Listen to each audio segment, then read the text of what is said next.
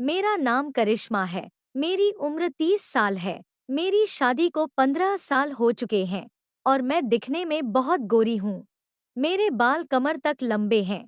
मैं सड़क किनारे एक होटल चलाती हूँ, जहाँ रोज सड़क पर से गुजरने वाले ड्राइवर खाना खाने और चाय पीने मेरे होटल में आते हैं।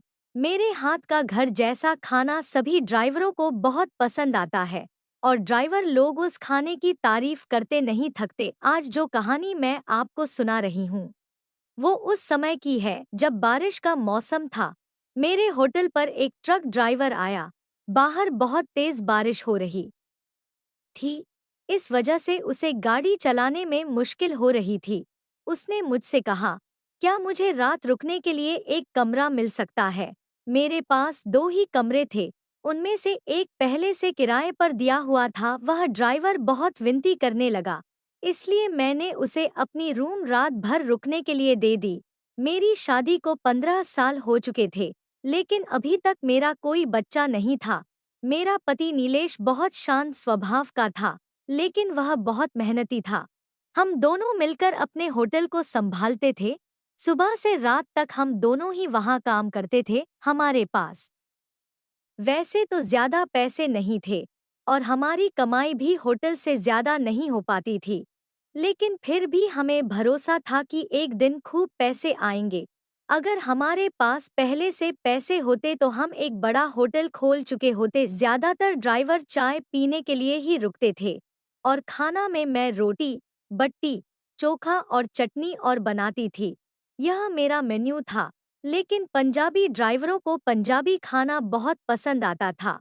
मुझे पंजाबी और चाइनीज खाना बनाना भी आता था, लेकिन मेरा पति चाहता था कि हमारा होटल सिर्फ बिहार और यूपी का ही खाना परोसे। कभी कभी ऐसा भी होता कि एक भी ग्राहक खाना खाने नहीं आता था। ऐसे में मेरे पति पास के एक छोटे तालाब में मछली पकड़ने चले जाते थे। वह अपने दोस्तों के साथ मछलियां पकड़ते और उन्हें बेचने के लिए मार्केट में ले जाते थे। जब मेरे पति घर पर नहीं होते थे, तो होटल का सारा काम मुझे ही संभालना पड़ता था। ऐसे में कुछ ग्राहक सिर्फ मुझे देखने के लिए होटल आते थे।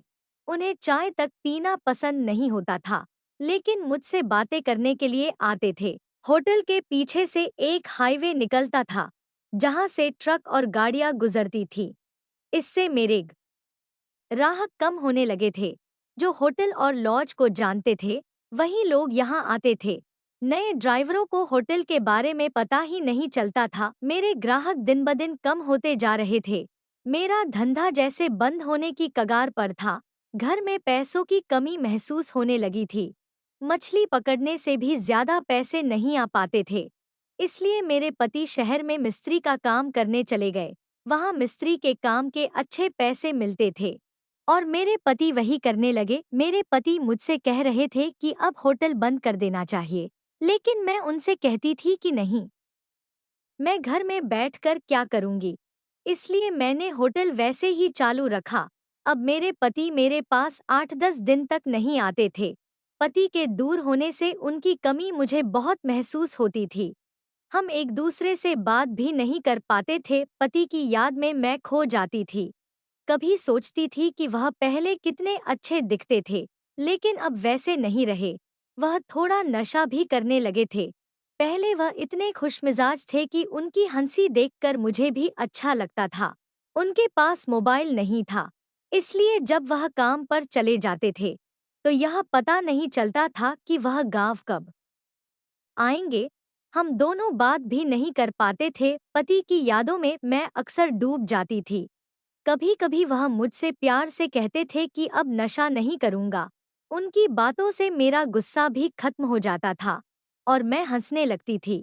मेरी कोई औलाद नहीं थी, जिससे मैं बहुत दुखी रहती थी और मेरे पति को भी औलाद की चाह थी। पति मुझे कहते थे कि मैं तुम्हें सुख नहीं दे पाया और मैं उन्हें समझाने की कोशिश करती थी कि सब ठीक हो जाएगा।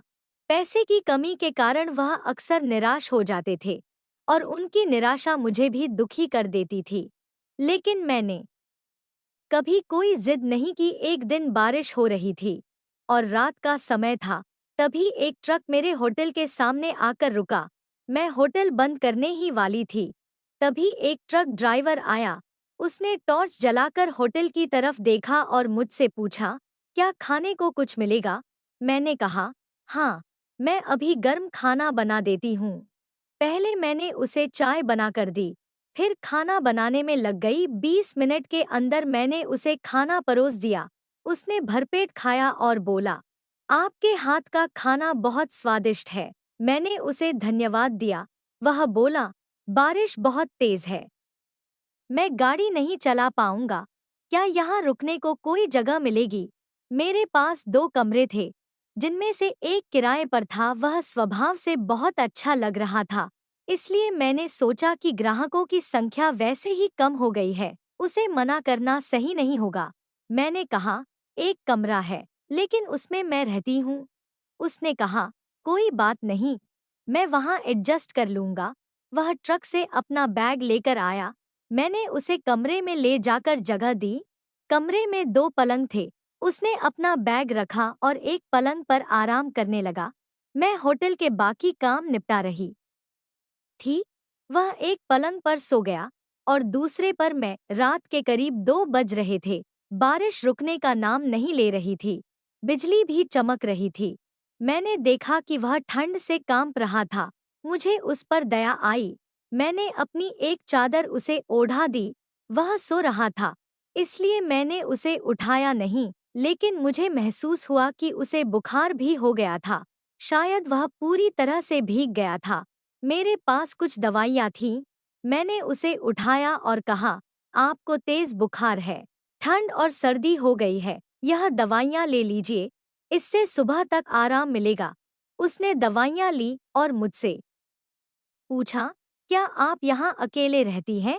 मैंने कहा, हाँ, यह होटल मेरा है। मेरे पति शहर में काम करते हैं। हाईवे सड़क पार जाने के बाद हमारे ग्राहक कम हो गए हैं। फिर मैंने उसे आराम करने को कहा और मैं भी सो गई। सुबह 5 बजे मेरी आँख खुली। मैंने देखा कि ट्रक ड्राइवर वहाँ नहीं था।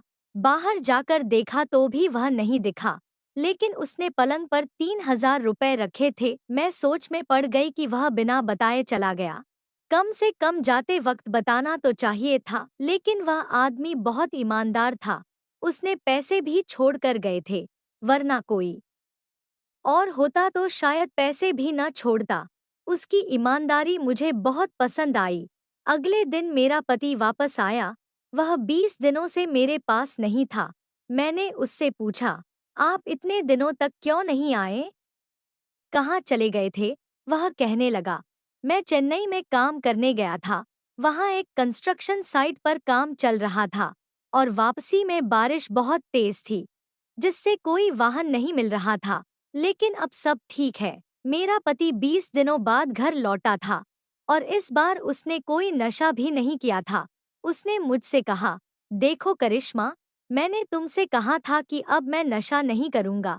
इस बार मैंने मेहनत की, नशा करने का वक्त ही नहीं मिला। उसकी यह बात सुनकर मुझे बहुत अच्छा लगा। 1 महीने बाद वही ट्रक ड्राइवर फिर मेरे होटल पर आया। मैंने उसे देखते ही पहचान लिया। वह मुस्कुराते हुए बोला, जल्दी खाना बनाइए, आपके हाथ का खाना पिछले बार खाया था, उसकी याद अब तक ताजा है। मुझे उससे पहले कुछ और कहना ठीक नहीं लगा, इसलिए मैंने पहले खाना बना दिया। जब वह खाना खा रहा था, तब मैंने उससे कहा, आप पिछली बार आए थे, बारिश हो रही थी, आपको ठंड लग रही थी और बुखार भी था। मैंने आपको दवाइयाँ दी थीं, लेकिन आप सुबह उठकर बिना बताए चले गए। वह बोला, बारिश की वजह से रास्ते खराब थे और मुझे गाड़ी से सामान उतारने का ऑर्डर मिला था। अगर सामान समय पर नहीं उतारा तो मुझ पर जुर्माना लग जाता। आपको सुबह उठाने का मन नहीं हुआ, इसलिए मैंने बिल वहीं रख दिया और निकल गया। मैंने उससे कहा, आप वाकई बहुत ईमानदार हैं। उसने बताया, मैं पंजाब का रहने वाला हूँ। मेरी 2 गाड़ियाँ हैं, एक गाड़ी मेरा छोटा भाई चलाता है और दूसरी मैं। फिर वह कहने लगा, आपके हाथ का खाना इतना स्वादिष्ट है कि आपको होटल बड़ा करना चाहिए। मैंने उसे बताया, इसके लिए बहुत पैसा चाहिए, जो हमारे जैसे गरीबों के पास नहीं है। इसी होटल से हमारा घर चलता है। उसने जाते समय भी 3,000 रुपए देकर कहा, मुझे बिल का हिसाब नहीं चाहिए, आप अगले बार अच्छी सर्विस दीजिए। मैंने कहा, आपको सिर्फ 32,325 रुपए देने थे, लेकिन वह हंसते हुए बोला, रहने दीजिए, बस अगली बार और अच्छा खाना खिलाइए। उसका बात करने का तरीका बहुत मीठा था और उसकी ईमानदारी ने मेरे दिल में जगह बना ली थी। ऐसा लगा जैसे वह कोई अपना ही हो। वह चला गया और तभी मेरा पति वापस आ गया। मैंने अपने पति को उस ड्राइवर के बारे में सारी बात बताई और यह भी बताया कि उसने पिछले महीने 3,000 रुपए भी दिए थे और अब भी उसने खुशी खुशी 3,000 रुपए देकर गया। मेरा पति भी हंसने लगा और कहने लगा, करिश्मा, तुम्हारे हाथ में वैसी ही जादू है, इसलिए ये ट्रक ड्राइवर तुम्हारे खाने से बहुत खुश हो जाते हैं। उस ट्रक ड्राइवर ने मुझसे कहा था कि अब 5 दिनों में ट्रक खाली होगा और फिर इसी रास्ते से लौटते समय भाड़ा मिलेगा, तब मैं वापस आऊंगा। मैंने अपने पति को बताया कि वह 5 दिनों में वापस आने वाला है। मैं और मेरा पति अपने अपने काम में लग गए, लेकिन जैसा उसने कहा था, वह 5 दिनों बाद वापस आ गया। मेरा पति भी उस समय होटल में ही था। मैंने उसे देखकर तुरंत अपने पति को आवाज दी, ए जी, सुनिए, वो ट्रक ड्राइवर वापस आ गया है। मेरा पति किचन में काम कर रहा था। मैंने उसे बैठने के लिए टेबल लगाई, उसने खाने का ऑर्डर दिया और मेरा पति किचन से बाहर आया, लेकिन उसे देखकर वह थोड़ी देर तक वहीं खड़ा रह गया, जैसे कि उसे किसी सोच में डाल दिया हो। मैंने अपने पति से पूछा, क्या हुआ जी? आप उसे देखकर ऐसे क्यों रह गए? वह ट्रक ड्राइवर तुरंत उठकर चला गया। तब मेरे पति ने कहा, तुम्हें पता नहीं, वह आदमी कौन है? वह कोई आम आदमी नहीं है। मैंने अपने पति से पूछा, आखिर क्या हुआ? आप मुझे साफ साफ बताइए। तब उसने कहा, मैं पहले ट्रक ड्राइवर के रूप में काम करता था। यह भी उसी ट्रक में मेरे साथ हेल्पर के तौर पर काम करता था। लेकिन एक बार जब हम पेट्रोल पंप पर सो रहे थे, ट्रक चोरी हो गया और इसने मुझ पर आरोप लगाया कि मैंने माल के साथ ट्रक चोरी किया है। मैंने कोई गलती नहीं की थी, लेकिन मालिक ने मुझ पर विश्वास नहीं किया। मुझे 1 महीने के लिए जेल में डाल दिया और मुझसे 5 लाख रुपए भी वसूल किए। उसी घटना की वजह से आज मैं कर्ज में हूँ और होटल चला रहा हूँ। मुझे अपने पति का दुख समझ में आया। मैं गहरे विचारों में डूब गई, लेकिन वह ट्रक ड्राइवर वापस होटल आया और मेरे पति से कहा, दोस्त, जो भी हुआ उसे एक सपना मानकर भूल जाओ।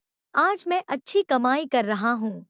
तुम्हारे मन को लगा होगा कि मैंने मालिक से तुम्हारे बारे में कुछ कहा होगा, लेकिन मैंने ऐसा कुछ नहीं किया। मुझे पता था कि यह होटल तुम्हारा है और तुम मुझसे मदद नहीं लोगे, इसलिए मैंने इस तरीके से तुम्हारी मदद करने का सोचा। वह मेरे पति के सामने मुझसे कहने लगा, भाभी, आप ही इन्हें समझाइए। लेकिन उसकी बातें सुनने के बाद मैंने भी उससे कुछ कहने की जरूरत नहीं समझी। वह चला गया और जब उसने होटल छोड़ा तो उसने 5 लाख रुपए देकर कहा, जो हुआ उसे भूल जाओ। 2 महीने बाद हमें पता चला कि मैं गर्भवती हूँ। मैं और मेरा पति बहुत खुश हुए। हमने सारी पुरानी बातें भुला दी। दोस्तों, इस कहानी को सुनाने का उद्देश्य किसी का दिल दुखाना या किसी अनैतिक गतिविधियों को बढ़ावा देना बिल्कुल नहीं है। बस आप सबको जागरूक और सचेत करना है। अगर आपको मेरी कहानी पसंद आई हो तो वीडियो को लाइक, चैनल को सब्सक्राइब करने के साथ इस वीडियो को ज़्यादा से ज़्यादा लोगों को शेयर करें। मिलते हैं फिर ऐसी ही कहानी के साथ। धन्यवाद।